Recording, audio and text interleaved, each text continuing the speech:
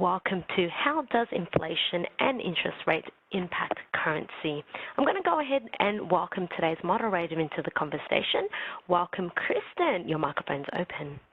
Thank you very much. Great to be here, and welcome everyone to today's sponsored webinar, How Does Inflation and Interest Rates Impact Currency? This is sponsored by OFX and hosted by CPA Australia. My name is Kristen Beadle and I am the Manager of Public Practice and SME, Professional Standards and Business Support at CPA Australia. Today we have people joining us from all over Australia and internationally for the webinar, and I would like to take a moment to acknowledge the traditional owners from around Australia and pay my respects to elders past, present and emerging. I extend this acknowledgement to all Aboriginal and Torres Strait Islander people who may be joining us today. It's now my pleasure to invite James Greff and Tim Sadrausi of OFX to start today's presentation. Thank you, James and Tim. Great. Thank you, Kristen. Really appreciate that. Well, once again, a big welcome to all the attendees. Hopefully Tim and I can shed some light on what drives FX rates, and hopefully each of you get some learnings out of the session today, either for yourself as an individual or for your clients, or hopefully both. Okay, so I'm going to turn to the next page to get going here. Okay, great. Well, let's start with a little bit about who OFX is. So OFX are a specialist international money services provider. We're headquartered in Sydney and we're listed on the Australian Stock Exchange. So we serve both consumer and business clients. And our business model is a human plus digital model, meaning that our clients can transfer money independently online, should they want to, or they can seek 24/7 help from our experienced experts, who we like to term OF experts. So in APAC, we have offices in Sydney, Auckland, Singapore, and Hong Kong, as well as offices in North America and Europe. Actually, on the 1st of May, we completed an acquisition of a company called Firma FX. They're a Canadian-based FX provider. So you'll see some numbers on the right-hand side of this page here. They're a little outdated. We now actually have 650 employees globally across 13 locations. All right, so let's just cover the basics first on how transferring money internationally works. So in example 1 on the top of the page here, we've got an Australian individual that wants to sell, say, some Google shares in the USA and wants to bring the money home. So the first step is that the individual would transfer the US dollars from the sale of the shares to OFX's bank account in the US, or whoever their chosen money transfer partner is. In step 2, OFX would then go and pay the Australian dollars out from our Australian bank account to the individual's Australian bank account.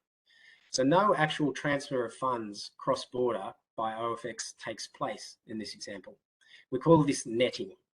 And netting happens roughly in about 50% of the cases because OFX has got licenses to operate and bank accounts in multiple locations around the world. So just looking at example 2 on the bottom of the page here. So let's say we have an Australian business looking to pay a supplier in the USA. In this case, in step 1, the business sends Australian dollars to OFX's Australian bank account. And in step 2, OFX would then send US dollars from our US bank account to the American supplier. Again, no actual cross-border transfer takes place in this example. I'm just going to fill you in on a little bit of terminology here. So we use the term currency pair to refer to the two currencies being exchanged. So from the client's perspective in example 1, they are selling or sending US dollars and they are buying or receiving Australian dollars. Recipient, which we sometimes refer to as beneficiary, is the person or the entity that receives the funds. And a client rate is the agreed personalised exchange rate for converting the US dollars to the Australian dollars. Sometimes you'll hear the term market rate, which is often referred to as interbank rate, and that's the exchange rate paid by banks when they trade currencies with other banks, and that rate is constantly moving up and down. Okay, So on this page here, we've just got a few typical use cases for corporates or consumers transferring funds. So above the dotted line, we show some typical use cases for businesses. So in the first example, where say an Australian business needs to pay salaries to a team in the Philippines, the prevailing FX rate at the time doesn't really make a big difference. The employees need to be paid every month regardless. So all that will mean is that the amount of Australian dollars required to be transferred will vary a little bit each month. However, in the second and the third examples on the top of the page, the prevailing FX rate may influence the size of the transfer or the time a business chooses to execute that transfer. So in some cases, if the FX rate is viewed as favourable, a business may buy more goods or bring more sales revenue back home to Australian dollars. Conversely, when the rates are viewed as unfavourable, transfers may be smaller or even postponed. Below the dotted line is some typical consumer use cases. So it's fair to say that these use cases are more greatly impacted by the prevailing FX rate, where a client can choose to hold off on executing a transfer until the FX rate is viewed as favourable to them. So often we see consumer clients set up what we call a rate alert here, where they'll get notified by us when the FX rate hits a certain trigger point, and then they can go ahead and decide whether they want to execute the transfer of funds. All right, so let's get into what drives FX rate movement. So I'm going to hand over to you, Tim, now. So take it away. Yeah, thank you, James. I really appreciate that.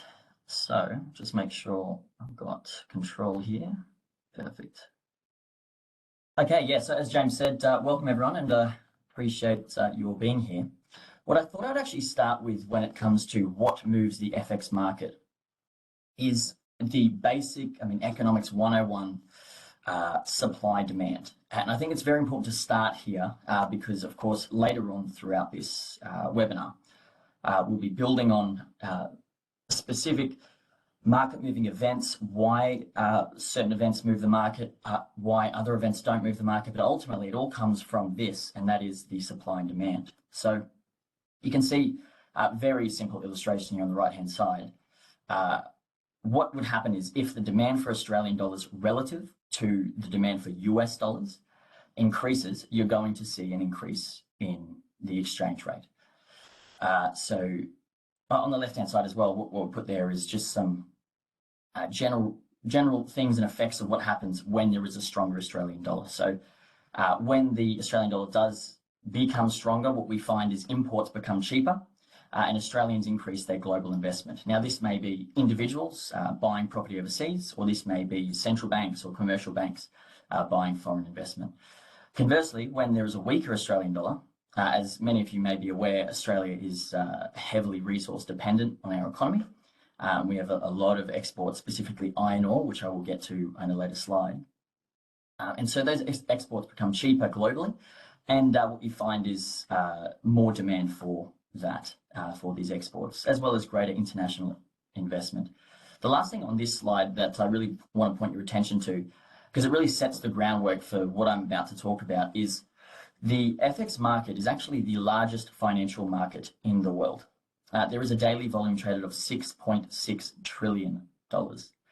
And the reason why it's so important just to highlight that point is when we do talk about all of the different market moving or non-market moving events, it makes a lot more sense when you have the purview, the understanding of how large the market is. And we will see this shortly.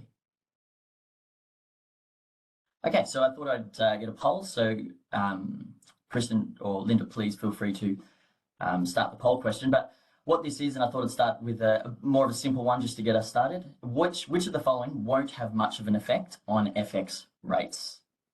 So cheap flights to Japan, long-term political government corruption, a cash rate change, or an increase in international appetite for Australian exports. So I'll give you another 30 seconds or so to answer that.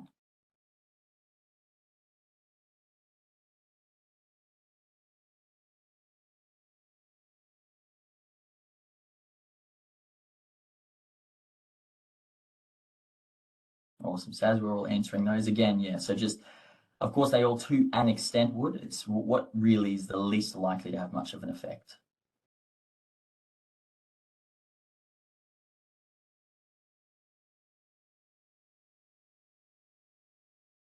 Okay, about 5 seconds left, everyone. If you are in progress at the moment, make sure you do hit that submit button, and I'll close it off and display the results. Here we go. Perfect. Okay, yeah, so the vast majority chose correctly, being cheap flights to Japan. Now, you know, with cheap flights to Japan, you will definitely see me over there snowboarding because I cannot resist, but it is very unlikely to have much of an effect on FX. And again, this is because we know how large the FX market is every day. There will be an increase in the demand for the Japanese yen, but it will be so minimal that it will have very little effect. On this slide, we've got a few other examples here of some market moving and non-market moving events. I'll quickly touch on the other non-market moving event that I'll talk about, and that is more New Zealanders moving to Australia. So look, I got nothing against Kiwis. My mum's a Kiwi, but you know, there has been an increase in Kiwis moving across to Australia. Very unlikely that we're going to see much of a movement in the Australian dollar against the New Zealand for that reason, unless, you know, 1 in 2 New Zealanders decide to move across, then that size might start having an effect. But if we move across now to the market moving events, first thing I want to talk about is the RBA cash rate decision, or should I specifically say the central bank cash rate decisions, not specifically the RBA.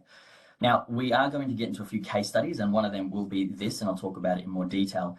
But right now, what I want to talk about is the foundational or underlying reason of why do cash rate changes affect FX. One of the primary reasons is this. Every single multinational, large hedge fund manager, portfolio managers, wealth managers, central banks, commercial banks, they're managing a lot of money. They're managing trillions and trillions of dollars. And so they have to make the decision always on the risk versus reward calculation. Now, let's take, for example, most of us would be familiar with Vanguard. Vanguard, let's say they had $1 trillion fund where they invest in government debt across the globe. Out of that $1 trillion, they might say, let's say pre-May this year, they might say, okay, so Australia is giving us, because the cash rate at that stage was 0.1%, Australia, if we invest in government debt, we'll receive 0.1% return. Very low return, however, it's a very low risk investment. So we'll put $50 billion of the trillion into Australia. Then what happens in May is the RBA says we're increasing the interest rate by 25 basis points, or 0.25%. So then what happens is now you have these wealth managers going, okay, well, that completely changes our risk reward ratio, because the risk for Australia as an investment hasn't changed very much at all. But the reward has actually gone up over 3 times overnight. And so what they're going to do, and it's, you know, Vanguard, it's BlackRock, they would say, okay, instead of 50 billion, we're going to add another 50 billion or another 100 billion into Australian government debt. If they did that alone, it would have some effect. But when the global investment marketplace all do that at the same time, you see huge inflows of cash into Australia. And so there increases the demand of the Australian dollar. And of course, when the demand for the Australian dollar increases, so does the strength of the currency.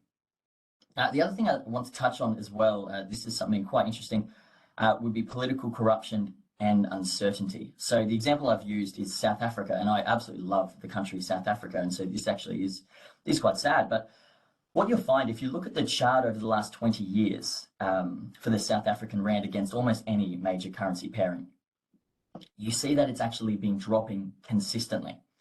And one of the main reasons is in South Africa, the political environment has caused global investors to fear for their investment. And so as the uncertainty of the economy, the uncertainty of the political corruption and the environment there increases, investors want to invest less in South Africa, therefore decreasing the demand of the South African rand. So those are just a few examples. Okay, so we'll get into our case studies in just a second, but I just wanted to go to our next poll question. And that would be, and you can get that poll up, how much do you think the Australian dollar depreciated against the US dollar in April? Again, so thinking all the way back to April, I understand most of us here are, of course, accountants, and so it's hard to think back prior to 30 June. But if we can, all the way back to April, what do we think the movement was? Do you think it was 1%, 3.5, 5, or 8.5%?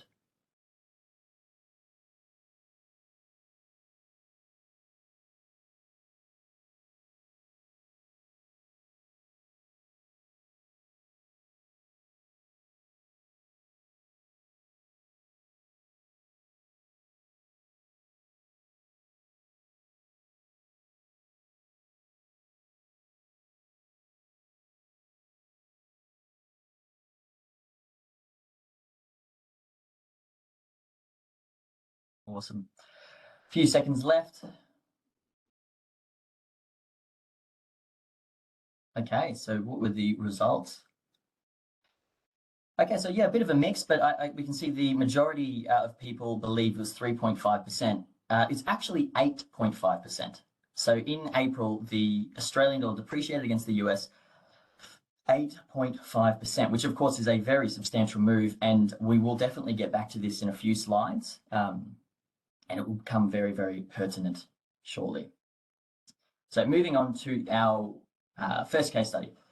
And as I said, this is the cash rate decision in May, and I will touch on the recent one in June that we've just had as well.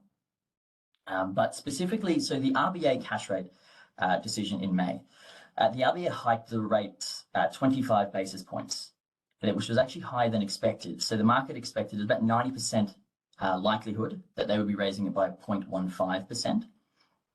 And because of that, if you look on the chart here on the right, do you see the RBA rate decision arrow? There's a clear rise in a bar there, and that was almost immediate as a response to this rate rise.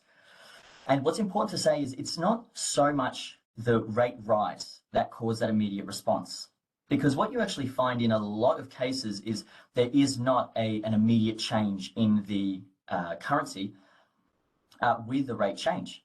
The reason being that the market prices that rate change in, the expected rate change, long before the actual decision happens. So in the case of, if it was a 0.15% move, there was 90% certainty that that was going to be the case already. And so you would very unlikely see any change in the exchange rate at that moment. But of course, when it is unexpected, that is when the market corrects itself very, very quickly. And if we go to the next example here, so the Federal Reserve, it was only a couple of days later, they also raised their rates. And this one's a bit more interesting because it was in line with expectation. But as you can see on the chart, there was even a larger move, a substantial drop in the US dollar. Now, the reason I know it was a substantial drop in the US dollar versus a rise in the Australian dollar is because if you look at any other chart on the same time period, maybe euro to US dollars or pound to US dollars, you see the same thing. You see the US dollar having dropped quite dramatically. And so this one is a bit more difficult, and by no means are we saying in this case this is the exact reason, but looking at a lot of market commentaries and from our own understanding, what we believe likely the situation was here is whenever a central bank, so the Federal Reserve, whenever they issue a rate change, they don't just issue the change and they're silent about it. They will have a sort of a market commentary on sort of what they predict will be the future and what their views of the market will be for the next 3, 6, 12 months. Now, the market expectation was because of inflation rising so rapidly in the US, the market expectation would be for the Federal Reserve to say, hey, we need to get this under control. So yes, this rate rise of 0.5% is one, but we are going to have to continuously do this for the rest of the year. And we're going to have many more rate rises and be very, what they would call hawkish or, very gung-ho about raising rates very quickly. However, for these comments, and I read it myself, they were much more subdued and much more vague. And so I think what happened likely here is the market went, oh, wow, have we completely misread the Federal Reserve here? They're not going to be raising rates anywhere near as quickly as we thought. And so there was that dip in the US dollar immediately after releasing this information. But then, as you can see, sort of the market has realized from many other factors as well that that probably isn't the case. Inflation keeps rising. They're going to have to continue rising rates. And so the US dollar came back. The last thing I would actually say about this one as well is when it comes specifically to inflation. Now, inflation, as inflation rises, there's sort of twofold here. Step one would be inflation rising has a direct correlation to the currency falling. And the reason why this is as inflation rises, I, as a global investor, do not want to invest in a nation if their currency is being devalued so heavily by inflation so quickly. And so again, very similar concept of it decreases the demand for that specific currency. However, step two will be to combat inflation. That is why all of these central banks are increasing their interest rates. And if you're following world economics and sort of politics and things like this, what you can see is across the Western world and Europe at the moment, it's almost in lockstep. All of these countries are increasing their interest rates, and that is because inflation, it's not too bad in Australia, but specifically in the US and many other countries, it is running rampant. And so that is why they increase the interest rate, and increasing the interest rate then has that negative effect, has the opposite effect of inflation, and that is strengthening the currency. Okay, so the second case study, this is the war in Ukraine. Now, this, of course, is a very well talked about, well documented event that is currently still happening and genuinely is a tragedy for all the people involved. But very specifically, what I want to touch on and what we're going to talk about now is how does it affect the foreign exchange markets? Because, of course, if I asked most of you individually, I would almost be certain you would say, yes, we believe it would affect the foreign exchange market. But if I asked you why, that is a question that I want to unpack today. And the way I've done that, again, we have a chart here, and it's a bit of a timeline. So I've got the three events and their implications. Firstly, would be Putin threatening to invade Ukraine. If you are familiar with Eastern Europe and Russia-Ukraine relationship post-Cold War, there's always been sort of tensions there. This is nothing new. However, there was a difference early February this year, and that was that Putin ratcheted up his rhetoric about the war, and I think the globe took notice that there was something different about the way he was talking about it. He was much more intense in his language, and so what we found is over about 10 days up until February 24th, when there was the invasion, investors began to fear some of their investment in not just specifically Ukraine, but the Eurozone in general. And so back to what we were talking about before, as investment began to pull out of Europe, the demand for the euro dropped, and therefore the euro strength dropped as well. Then comes February 24th, and you can see I've put that there. The Australian dollar to euro, after Russia actually invaded Ukraine, that is when the Australian to euro skyrocketed, 7% in under 2 weeks. And this happened because, again, it's further on what we just spoke about, and that is these fears all of a sudden became blown out. This risk-reward ratio from these wealth managers globally just was blown out of proportion. So many unknowns, so many uncertainties. How far will this go? How long will it last? How serious is he about this? Will it affect other countries? And so they just thought it is not worth it. And so a lot of investment fled Europe. And that had the increasing effect of reducing the demand for the euro. Now, something to note is this is the Australian. That chart on the right is Australian to euro. It's a similar chart with pound to euro to an extent, US dollar to euro. They all look similar because the euro is weakening. However, this specific chart is even more stark because not only did the euro weaken this time, but the Australian dollar strengthened. And the Australian dollar strengthened because of this third point here, and that is on February 28, when the US and a lot of Europe and a lot of the developed world placed very heavy sanctions on Russia. Now, some of you may not be aware of this. Russia is actually the world's 5th largest iron ore exporter. Australia is the world's largest iron ore exporter.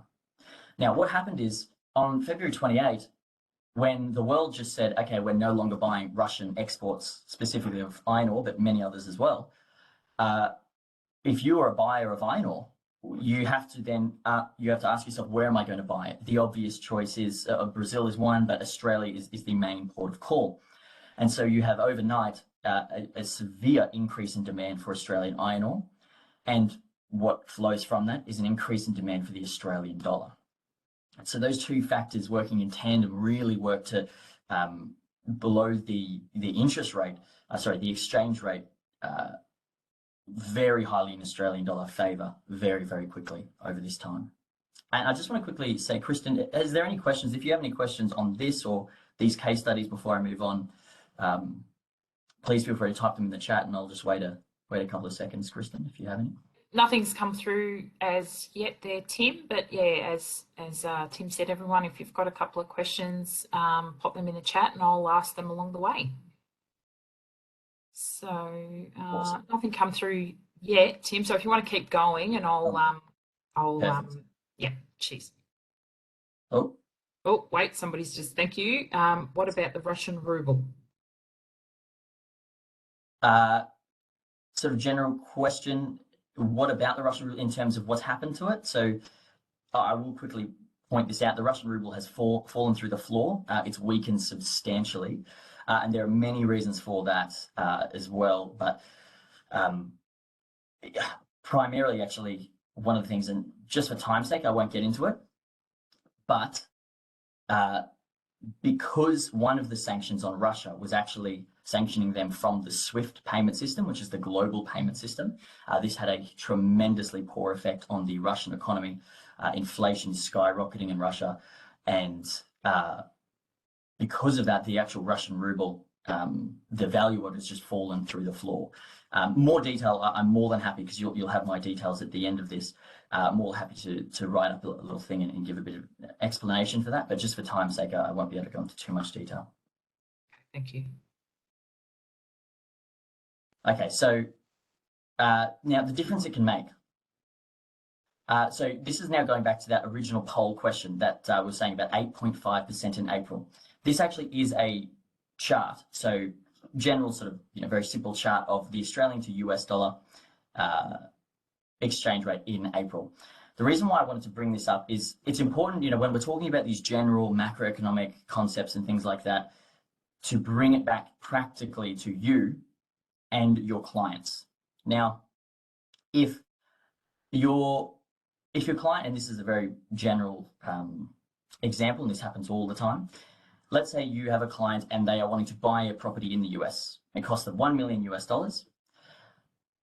If they had bought that property or exchanged their money on April 5th, it would cost them approximately, and you can see here on the right, 1.32 million Australian dollars. If they had waited just about 3 weeks' time, it would actually cost them 1.4 million Australian dollars. Now that is a difference of just under $90,000. So it is a substantial amount that they have saved in under 3 weeks, simply due to timing of when they actually do it. And what I want to make very clear here is, we at OFX, we are not prophets. We do not know what will happen in the future. However, what we do know is historically where these rates have been. And I can say, for example, many of my colleagues and what we were doing at OFX is saying to our clients during this exact period, early April, is saying, hey, the Australian dollar to US dollar hasn't reached these levels. I believe it briefly reached it in October, and prior to that was July. And so historically, it's actually a fantastic rate. We're not saying whether it will continue up or go down. We don't know. But what we do know is where it's been consistently, historically lower versus where it is now. And so a lot of our clients did say, okay, fantastic. Well, look, we'll book in the transfer now. And in that case, it would have been fantastic for them because, of course, we do know previous trends, despite not knowing what is going to happen in the future. Now, what I want to go to in the next couple of slides is what we've talked about previously. Like, interesting, it's good to understand basically what is happening. However, what is very important to know going forward is there are things that you can control. The war in Ukraine, RBA cash announcements, we cannot control these things. We can only respond. Here, we can be proactive. And the first thing is cash flow using forward contracts. And so what I sort of thought to do is actually do a bit of a timeline here, another example, and then I'll go into a bit more detail about forward contracts. So imagine in this case, you have a client and they've just sold their business in Australia for $2 million. Let's say in this example as well, which is often the case, they live in the US, so they want the money exchanged to US dollars, and they are going to be buying another business in the US for 1.5 million US dollars. Now, if, so they need that 1.5 million US dollars. One more thing which is very important in this scenario is the buyer of this client's company. Let's say that they tell the client, which is often the case, we will give you $1 million right now, and we will give you this second million in 6 months' time. And so they agree, they sign the contract. Now the question is, what are the client's options? What are they going to do? The first million, very easy. You can see down the bottom of the line here, this is the spot transfer. They send the money to OFX. We would exchange their money at the current rate, at 75 cents. They would receive their 750,000 US dollars. It'll take a day or two. Once they've actually sent us the funds, we'll send the US dollars then to their local US dollar account, as James previously mentioned. And and then they'll receive that money. The question is though, the second million, what happens with that? They could, want for a better term, roll the dice, wait 6 months and hope that the rate will be better. And it could be, it might be worse though. And in this specific case though, it's important, which is often the case, they have a floor. They need to make sure that they at least get 75 cents on the dollar for their second million. In this exact case, this is where we'd say to them, okay, we can actually lock in a rate based on today's rate. However, you don't have to actually send us the money until the maturity of this forward contract. And so in this example, they would receive 0.752. And you'll notice there it's actually slightly higher than the spot rate, and I will talk about that in a subsequent slide. But they're going to receive that. They do pay a 10% deposit generally, and it depends on the organization that the forward contract is booked through. OFX generally is 10%, sometimes a little bit less.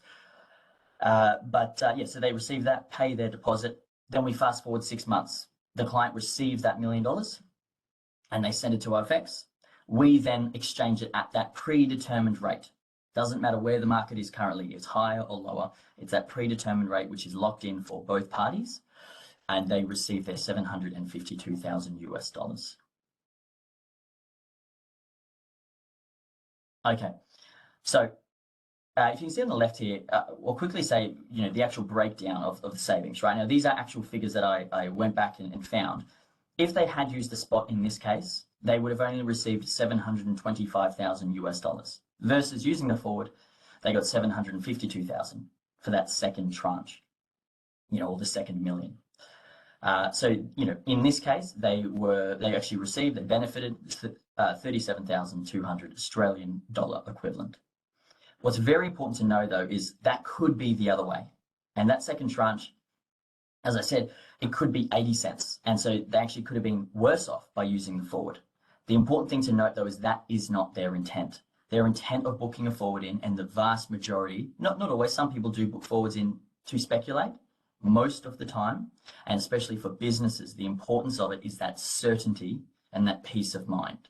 And so on the right here, you can see a simple illustration, the blue being an example of currency moving up and down consistently, and the forward contract rate, just sort of a visual illustration, does not move, does not change.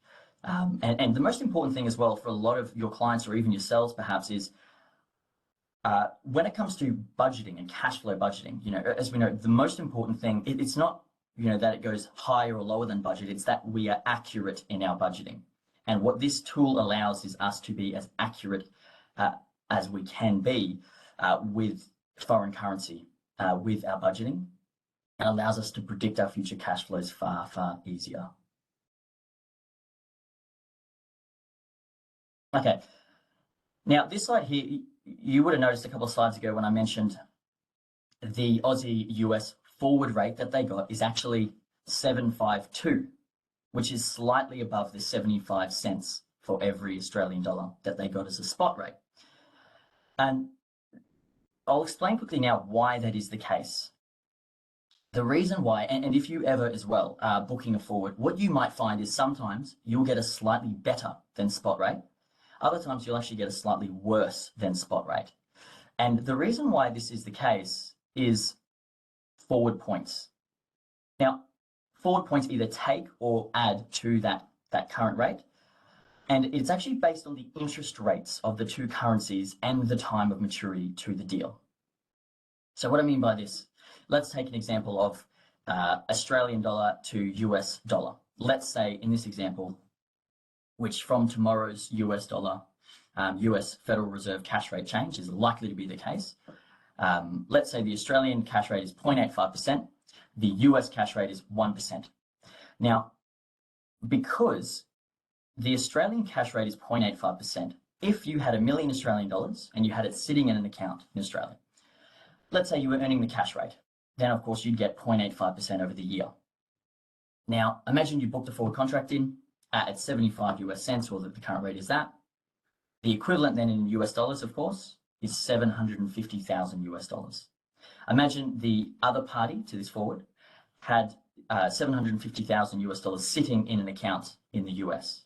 And because the cash rate is 1%, they effectively can be earning 1% versus the 0.85% of Australia.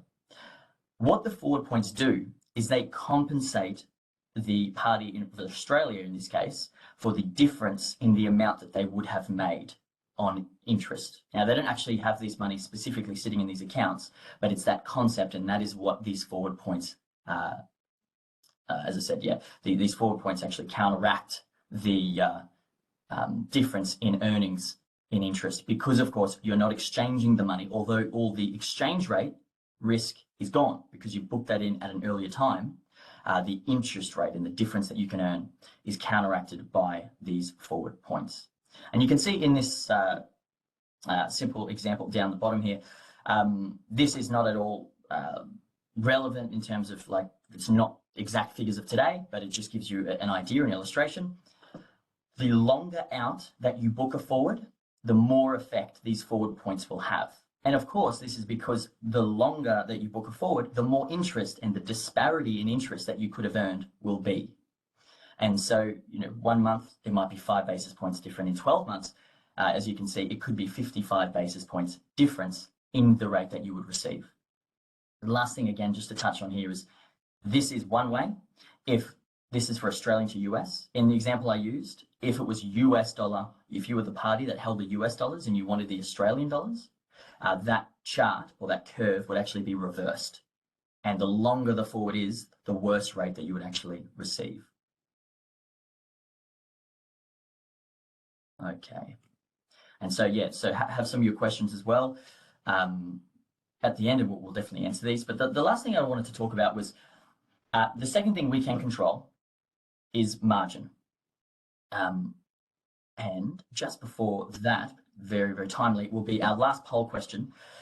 Very intrigued actually to see what the majority of us think on this point. And that is, what is the average margin on an Australian $20,000 transfer to US charged by the big four banks?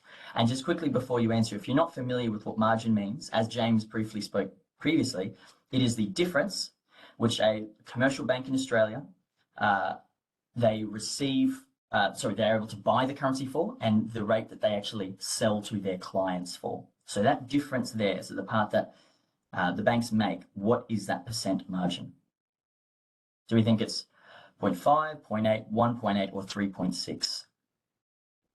Tim, while everyone's having a think about that, just one of the questions that came in whilst you're talking about exchange rates was the Australian dollar was around about 70 cents to the US dollar yesterday, and is that movement has that movement been affected by the Reserve Bank increase on interest rates that was announced last week, I think it was?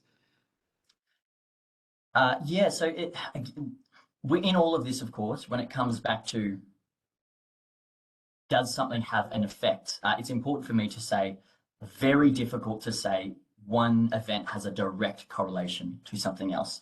And, I won't pretend to say that I know that. But I can say generally, what is sort of happening at the moment is, yes, all of these different currencies and countries are increasing their interest rates. Specifically with the Australian and US, what's happened though and why the Australian dollar is at such a low against the US dollar is because inflation in the US is so high at the moment. And so what a lot of market participants sort of predict is that the US interest rate and the Federal Reserve is going to continuously increase them actually at a higher rate than Australia. And so I was just reading on some commentaries as well prior to this, what it looked like a lot of sort of, market analysts were saying is they actually believe the Australian interest rate is going to be around 2.75% by the end of the year. And they're also talking about the US interest rate being about 3%. And so because of this, increase across the board, but a specific increase in the US because of inflation, where it's at, I think what investors are sort of seeing is they're expecting a lot of rate rises from the US in particular. Thank you, and I'll keep the questions to the end now. Cheers. Yeah, no worries. Okay, so what I can see as well is the poll results, just having a look. Okay, yeah, so what most of you thought, it was actually quite mixed, this one, probably the most so far. But 41% said 1.8%. The actual answer is 3.6%. Now, OFX, we actually publicly provide these average margin statistics on our website, and you can find them there. But for a $20,000 transfer, it's actually 3.6 is the average. So, of course, sometimes more, sometimes less. And the reason why I actually wanted to, let us all know is because the actual practical difference that it makes on the amount of margin that you're being charged. Again, this is something that within reason you can control depending on who you use. And it makes a substantial difference. And the last example I'll use here is on the left-hand side, you can see it actually should say importer. An importer buying 100,000 Australian dollars a month worth of goods, give or take 100,000. If they're using a bank, and many do, unless they have spoken with the bank specifically about getting some better rates, which they can do. However, generally, even in these cases, there isn't too much of a movement. But if they're just getting the standard or the average bank rates, it's actually costing them $3,600 a month, every single month. Versus OFX, because most of us here are CPA members. So OFX has a relationship with CPA, and because of that, we offer their members and referrals of their members a preferential margin and preferential service. So that margin being 0.5%. So the difference, of course, would be $500 charged every month. And so that is about $3,100 plus any additional fees that the bank may charge. And of course, OFX doesn't charge any fees. So it's very important to sort of bring that up and show you. And as well on the right-hand side, you can see that there's a chart there. It shows sort of the difference in, the savings that you get using OFX specifically. And this is just from our website. What's important to note, though, that is actually just OFX standard rates. So with the OFX preferential margin, you'd actually see even greater savings there. So again, just to summarize, there are some things that we cannot control, but it's good to sort of understand. But the two areas that we really can, and you can sort of talk to your clients briefly about this, is cash flow management through forwards and margin, consistent savings. Because of course, with margin, it doesn't matter if the market's moving up and down, the margin will be the margin. And that is something that can be changed and something that can severely impact the cash flow position of your own business or your clients. So yeah, that's it. The last thing, I guess, is here are my contact details, and I believe I've been told that you will also receive this content after, so you can either reach out to OFX in general or myself directly at that email address and number. Other than that, I really appreciate your time, both James and I, and we'll have some other questions. So please start writing your questions in. Thank you. We did have a couple come in, so just let me scroll to that one. And it was, does OFX have offices in Sri Lanka and Pakistan who are experiencing a shortage of foreign currency and imports being restricted there at the moment? Do you want me to take James? that? Yeah, I'll leave it to you, James. Yeah, actually, no, we don't have a presence there. We are looking to expand our locations, but our focus at the moment is Europe. So if you're looking out for another OFX office in the nearish term, I think it's more likely to be in Europe rather than in those countries you mentioned. Thank you. While everyone else is having a think about their question, I'll just ask, why does inflation matter for currency and what can you do about it? Yeah, I'll take this one. So yeah, unfortunately, what can you do about it and what can you do about inflation? Personally, as we're all sort of aware that there is very little that we can do about inflation. I guess when it comes to, as I briefly mentioned, right, inflation has a direct effect that as inflation increases, generally, not always, there's many other factors to consider, but generally it has the effect of devaluing that currency. But of course, central banks don't just sit by and let inflation just run rampant. What they do is they change their monetary policy tightening, which I'm sure some of you may have heard of. And what this really refers to is there's a few different things, but one of the main things is increasing that cash rate or interest rate. And so, yeah, again, touching on inflation, from an initial perspective, yes, it will likely devalue, but if and when that country gets inflation under control and do that by increasing the interest rates, you actually see the reverse happen and that country's currency increase. And so I'll quickly say, I guess the tools at your disposals would be, if you're looking forward and you see perhaps inflation rates and all of these potential things that are happening with economies, that is when it would be having a chat and sort of looking at the different market commentaries to go, okay, if I know that in 6 months, if I know in 12 months I have a foreign exchange requirement and I know for a fact that I will have these funds, maybe it is a good idea to lock in a rate today, like a rate based on today's rate versus just waiting and sort of rolling the dice. Okay, thank you. What allows OFX to offer more competitive rates relative to the commercial banks? Yeah, I can jump in on that one. Look, I think the main thing is that this is the only thing OFX does. We are specialists in transferring money internationally. We don't do anything else. Whereas for the big banks, they do many, many things, primarily mortgages. So it's not a core focus for them. And then, frankly, many of the customers that the big banks support to transfer money internationally are time poor or perhaps a little less savvy or engaged, and they don't check the rate. And so the banks are able to charge a higher amount. And Kristen, while I've got the mic, I probably should, I posted out in the chat channel a little bit more on the Russian ruble, but just to circle back on that conversation. It's actually a very volatile currency at the moment. And if you look back at a bit of a longer time frame than what Tim was alluding to, say over 3 or 4 months, the currency surprisingly has appreciated or got stronger. And the main reason for that really is that Putin is now demanding that countries and companies that are buying natural gas from Russia pay them in rubles, right? So the demand for the ruble has gone up.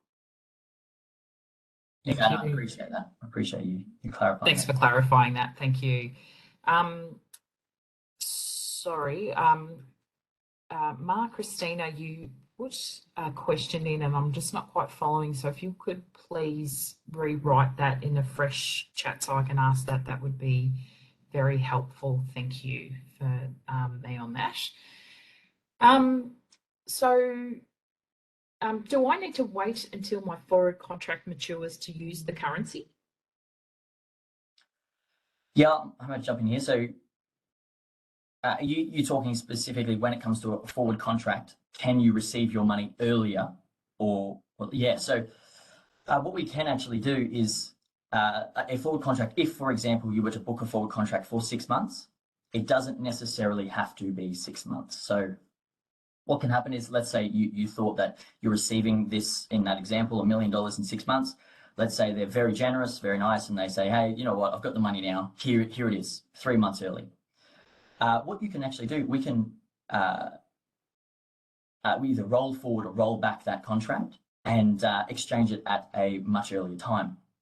Now, this may have an effect on the actual rate. So that is very important to say. Due to all the things that we've discussed, it may actually change the rate slightly. However, yeah, you're certainly not locked into a specific time on that exact date. And again, the reverse is true. We can roll it back if, for example, the person is not able to send the money in 6 months, but they actually send it in 8 months. We can, of course, roll it back. Again, it might have a slight change on the actual rate, but you are certainly not locked into that specific time. Thank you. And just to tack on one little bit, Kristen, onto that. In the market, there are actually different forward structures. So it depends what forward structure you have. The forward structure that Tim's referring to is commonly what we offer at OFX, which provides flexibility to clients. But there are different types where there isn't a flexibility or an option to draw down earlier. So you just got to be careful what you're doing. Yeah, thanks. I understand. And thank you. This one was, thank you, Mark Christina, for rewriting this. How would the Australian and US dollar react to the US increasing its cash rate? So, here we go. How would US increasing cash rate? Okay, yeah, so how the Australian dollar to US would react if we take everything else out about the economies, everything else happening from what we discussed. If the US increases their cash rate tomorrow by 50 basis points, again, this is very difficult. By no means am I saying this will happen, but in a theoretical concept, what you would generally find, because the market has already assumed, and sort of reading quite a few market commentaries, the market has priced in a 50 basis point rise. And so if they do that, if they do raise rates in exactly what the market thinks, as I said previously, generally you actually don't find that much of a movement because there's no new news to the market. If they do something different, if they don't raise it or they raise it by 1%, that's when you will see it affect dramatically the FX rates. That makes sense. Thank you. What is strike? Pardon me. Sorry. What is the strike price? Could you please expand on that? Yeah. So I'm not entirely sure what you're referring to. If, of course, with options and things like that, there is a strike price, and we sort of haven't covered that today. Although I sort of love talking about that, but just not in the content of today. So I don't know exactly what they mean by strike price from what we've discussed, though. Okay, maybe we'll for an option, if you're talking about options, the strike price is typically price that you can go and exercise that option. So not so relevant for forwards, which was what we've talked about today, but in some products such as options, that's what it means. Thank you. And does OFX sell any foreign notes? Foreign notes. Yeah, foreign notes. Again, I probably need a little more context. I don't know. Are they talking? Yeah. That's unfortunately all I've got. It's okay. If you could expand on that question in the chat, I can re-ask that one. Thank you. How do capital controls affect foreign exchange?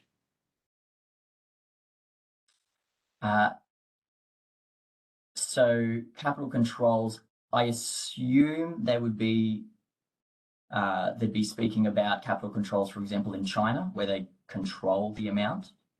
And in this specific case, I probably wouldn't say that I'm familiar enough exactly of how the Chinese monetary policy and capital controls would actually affect FX.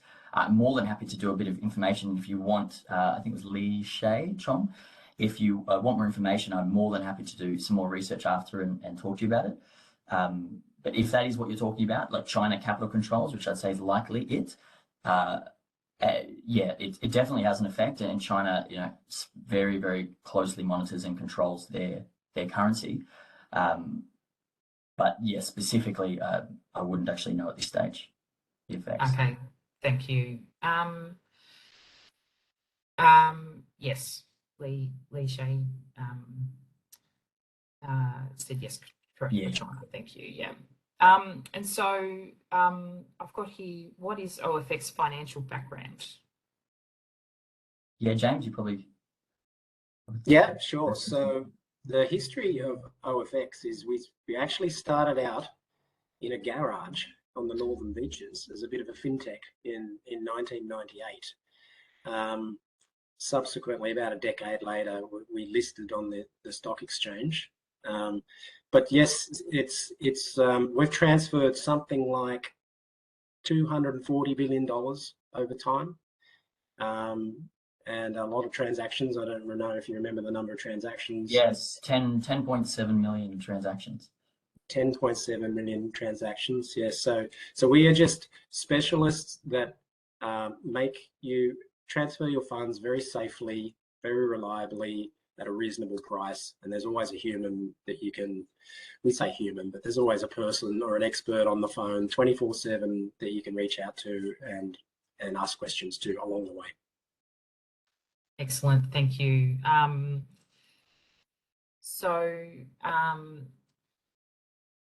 Just on the strike price, maybe it might be that that is also confirmed post webinar.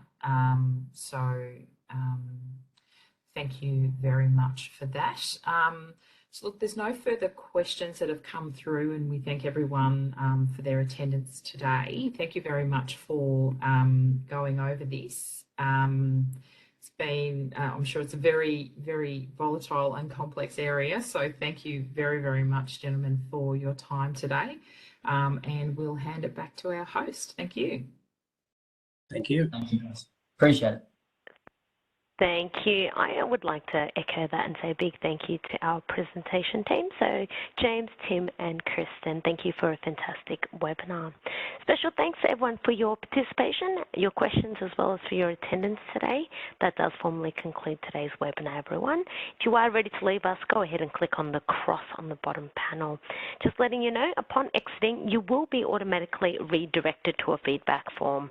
Now, you are initially taken to an external site message. Go ahead and click the blue continue button just to go through to the feedback form. It only takes about 30 seconds to complete. However, it's really beneficial for CPA Australia as well as our panel, so please leave us your thoughts. Again, just having a look at the chat box, hopefully our presenters are still reading that as there's a lot of thank yous pouring in, so thank you once again. What I might do now is I'll pop on the music as you all exit. Have a great day, stay safe, and hope to see you all in another CPA Australia live webinar. Thanks, everyone.